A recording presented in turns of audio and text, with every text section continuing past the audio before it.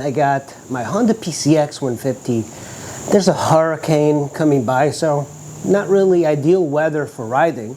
So I figured I was going to do a video talking about this bike because, you know, quite honestly, this is probably one of my favorite bikes I've had in a very long time. And as you guys know, if you have watched the channel in the past, you know I've had many motorcycles. I've had over 45 motorcycles at this point.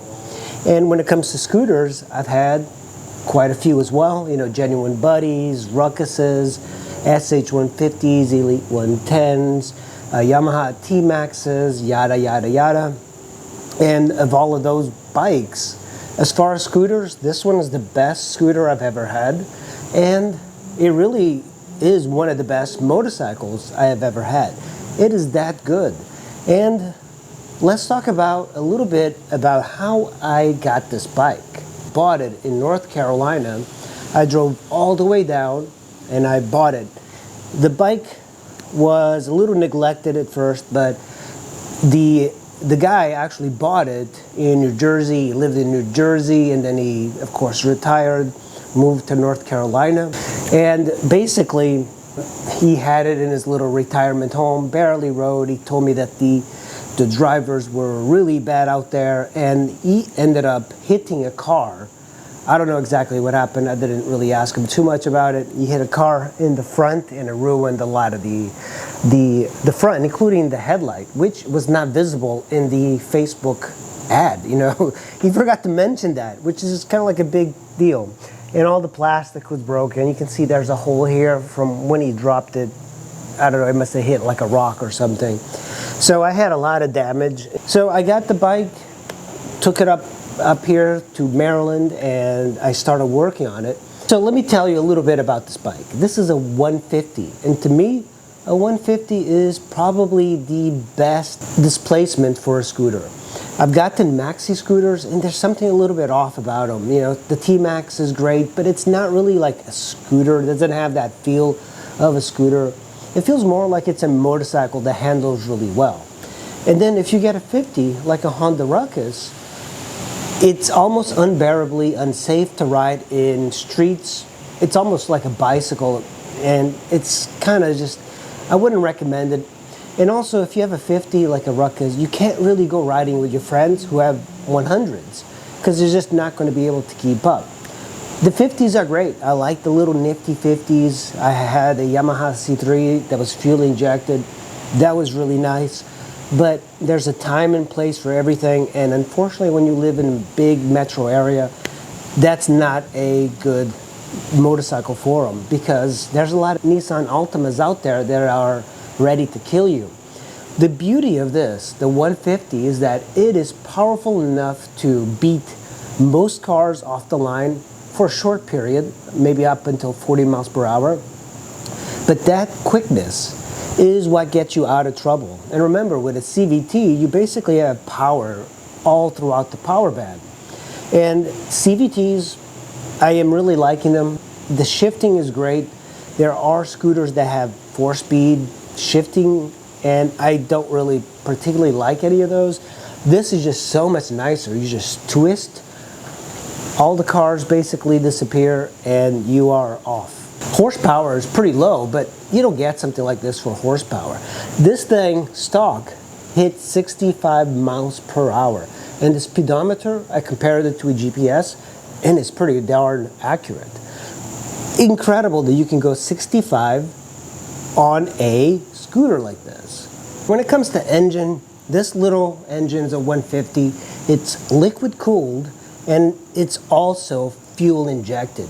To me, that's pretty important. A lot of these scooters are going to be kept outside in the city, so they need to be able to start easily.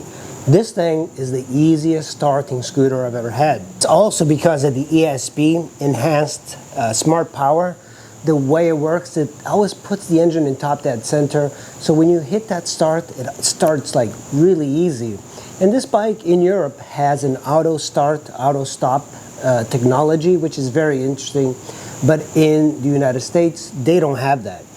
So horsepower on this particular engine is about 14 horsepower. Not a lot, But considering that it's just 14 horsepower and it's capable of going 65 miles per hour and beat most cars off the line, and it weighs, I believe, 286 pounds, that's an incredible amount of bike that you get for so little money. You can get these bikes in the winter for around $1,800 or so, and I believe most of them kind of cost about $2,500. But the engine itself, really nice. It's actually one of the nicest engines.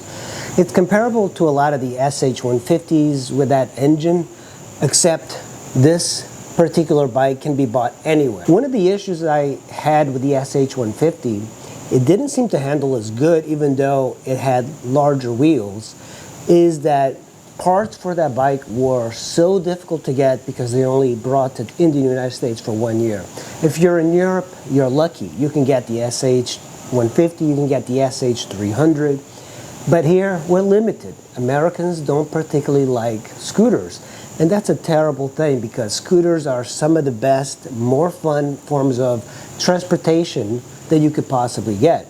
But when it comes to the engine, transmission on this, it's a Honda. It's so incredibly good. It's got enough power that it makes it very safe to ride.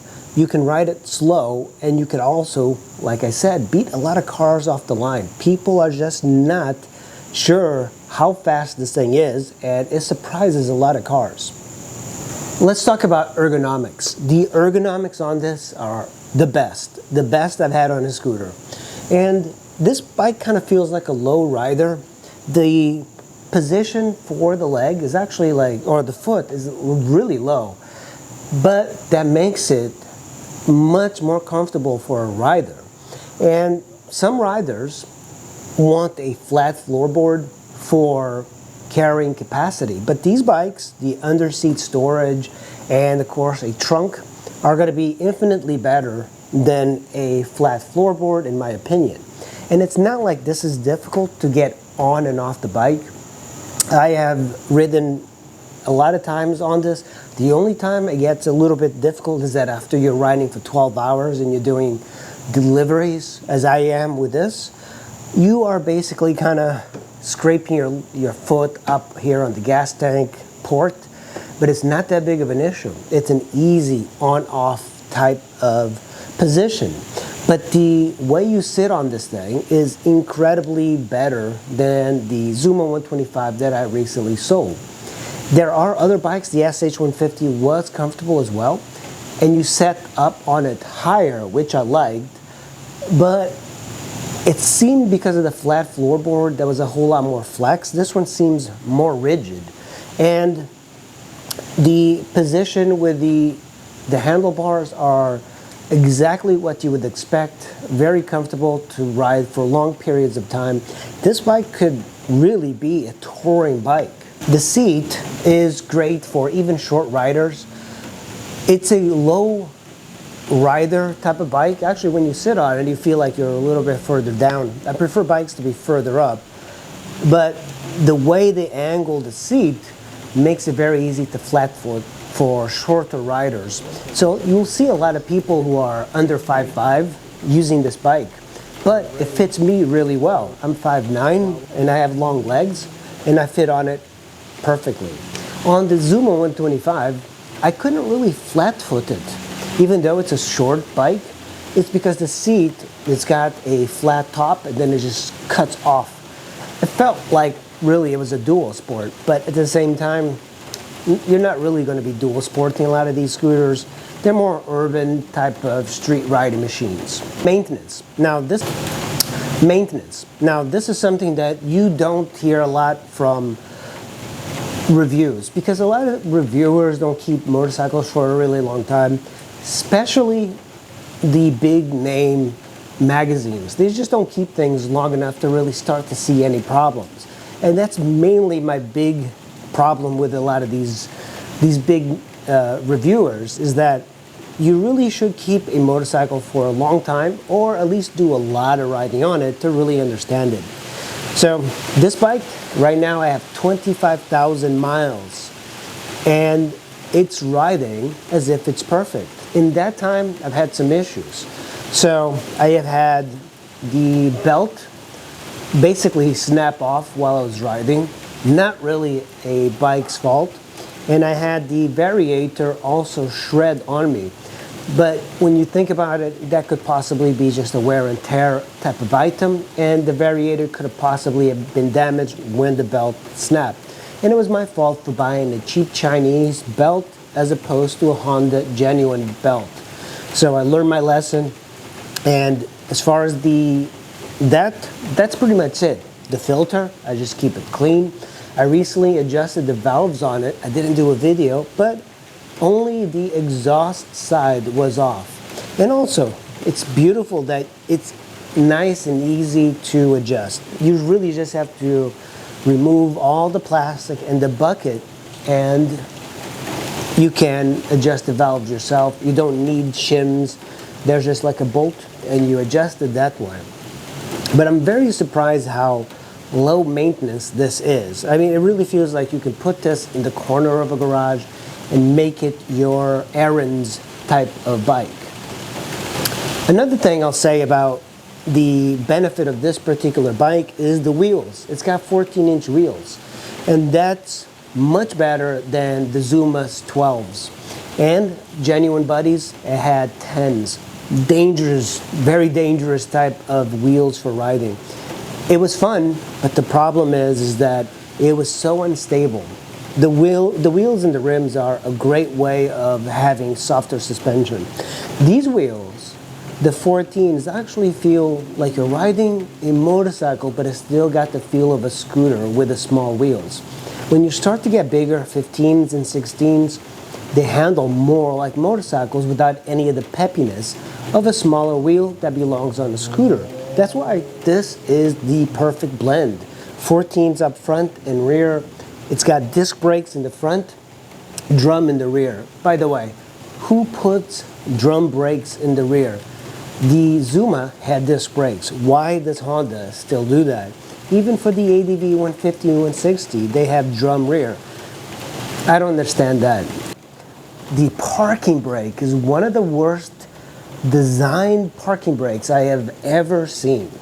This thing is annoying to use, awkward, and it makes me think it was made by BMW. Everything about this bike is well designed.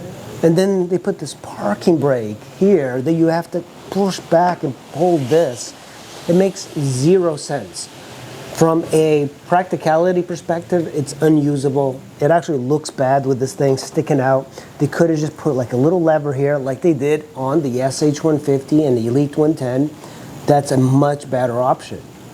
But aside from that, another bad thing about this bike is the gas cap. It's one of the things that I really detest about Hondas. They skip out on hinge type of fuel doors. It's like, why don't you just make it so I don't have to take that cap and put it somewhere and have it drop in a gas station? Well, that's kind of annoying. Let me see. Another con is the grab rails. They don't go through. One thing I like is the grab rails to have some sort of loop so I can run a bungee and then strap whatever I want into the seat. These, they look sporty, but not very practical. Another con is this pocket. The opening and closing is just not a good engineered pocket. It's simple, but at the same time, you could have designed it, even an open one would have made sense, because the Zuma has an open one. You can put like a bottle or something, and that seems to be better. I do like the pocket to keep things from like flying around, but it's really not needed. Another thing I don't like, it's more of a personal taste, is the chromed handlebars. I kind of wish it was a little bit sportier, and that's just it. The ergonomics on it are great, but the chrome, I don't know, it could be something else. So like bikes that sit a little bit higher, I wish they had an option for a PCX that was higher. But then again, they do have the ADV 150, and that's higher, and it's got a different ADV type of look. But essentially the same bike from what I understand. Now handling on this thing is really nice. It is so flickable, it feels like a bicycle. If you're really thinking about getting into motorcycling, I tell people all the time, get a scooter, because a scooter will give you the beginnings of a motorcycling technique.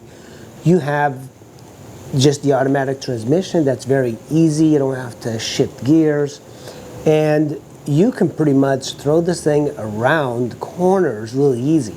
You're limited by speed, but if you're doing any city riding, you want a flickable bike. When you get bigger on a scooter, it tends to be more lumbering. Sure, a motorcycle will do fine. A NC 750 will do fine.